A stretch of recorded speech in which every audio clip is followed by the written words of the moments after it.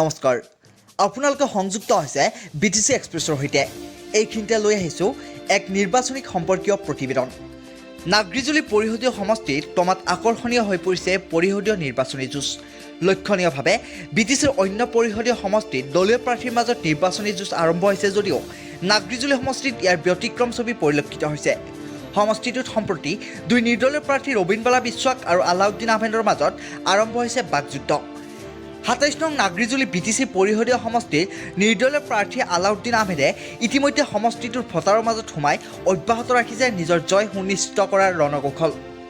সাংবাদিকৰে হোৱা এক আছুতীয়া সাক্ষাৎকাৰত প্ৰাৰ্থীগৰাকীয়ে তেওঁৰ জয় নিশ্চিত বুলি প্ৰকাশ কৰি কয় যে মই বিগত ২৬ বছৰ ধৰি সমষ্টিটোত ৰাইজৰ কাম কৰি আছোঁ গতিকে এইবাৰ সকলো জনগোষ্ঠীৰ লোকে মোৰ লগত আছে গতিকে প্ৰতিষ্ঠান বিৰোধী ঢৌয়ে মোক সহায় কৰিব বুলি মন্তব্য প্ৰকাশ কৰে আনহাতে ৰবীনবালা ৰাইজে ভয়হে কৰে ভাল নাপায় বুলি তাৎপৰ্যপূৰ্ণ মন্তব্য প্ৰকাশ কৰে প্ৰাৰ্থীগৰাকীয়ে আৰু কি ক'লে চাওক আমাৰ এই বিশেষ প্ৰতিবেদন ধন্যবাদ আমিতো যথেষ্ট সঁহাৰি পাই আছোঁ যে যোৱাকালিও মই এখন মিটিং কৰিছিলোঁ মইতো প্ৰায় ৫০০ মানুহ এতিয়াতো বৰ্তমান নিৰ্বাচনটো ধৰক যিটো স্থগিত হৈ আছে আমি ধৰিব পৰা নাই কেতিয়া হ'ব তথাপিও আমি সদায় নিৰ্বাচনী প্ৰচাৰটো অব্যাহত ৰাখিছোঁ আমি আমাৰ ফলাফলটো ভালেই হ'ব বুলি আশা কৰিছোঁ অসুবিধাটো একো নাই চাওক প্ৰথমতে দলেই মোক প্ৰক্ষেপ ভিতৰুৱাকৈ কৰিছিলে তাৰপিছত ধৰক লকডাউন হোৱাৰ পিছত পলিটিকেল কিবা খামখিল এটা হোৱাৰ কাৰণে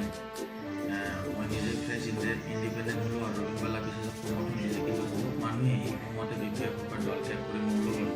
কাম কৰি আছে তো ৰবীনবালা বিশ্বাসে 10 বছৰ কাম কৰা মানুহ ধৰ্মনাৰায়ণৰ কাম কৰা মানুহ এণ্টি ইনকামেঞ্চ সিহঁতৰ আছে আৰু আমি বিগত 15 বছৰ ৰাজনীতিত ৰাইজৰ মাজত কাম কৰি আছোঁ আৰু যথেষ্ট ৰাইজৰ সমাদৰ পাইছোঁ আৰু ৰাইজৰ প্ৰায় বিচৰা প্ৰতিনিধি হিচাপে মই গঠিত হৈছোঁ তাৰমানে আপুনি ক'ব যে প্ৰতিষ্ঠান বিৰোধী ঢৌ আপোনাক সহায় কৰিব নিশ্চয় কৰিব আপোনাৰ কণ্টেষ্ট তথাপিতো কাৰ লগত হ'ব বুলি আপুনি ভাবে মোৰ কণ্টেষ্টটো মোৰ আমাৰ বিজেপিৰ প্ৰাৰ্থী ধৰ্মনাৰায়ণ দাসৰ লগত হোৱাৰ সম্ভাৱনা আছে বিগত ২৬ মাহে আমি